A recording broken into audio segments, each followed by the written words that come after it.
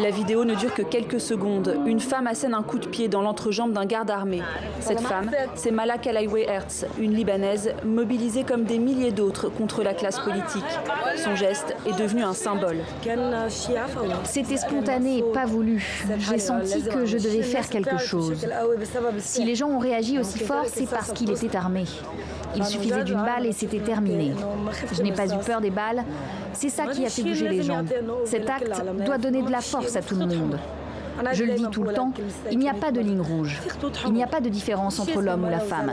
Les deux peuvent se défendre. Depuis, l'héroïne de la Révolution n'a pas quitté la rue. Ses jours et ses nuits, elle les passe sur cette place du centre-ville, en contrebas du siège du gouvernement.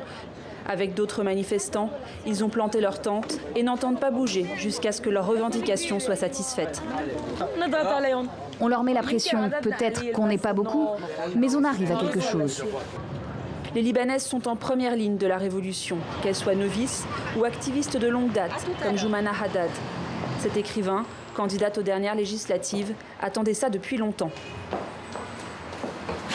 Elles ne se contentent pas juste comme avant de parler entre elles dans les petits salons, de s'indigner comme ça à voix basse. La voix est désormais haute.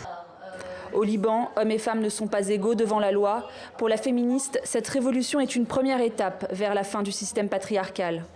Il n'y a pas de chemin en arrière après ça, mais il faut qu'on sache maintenant comment transformer ce mouvement, cette révolution, cette colère en un État beaucoup plus digne, beaucoup plus juste.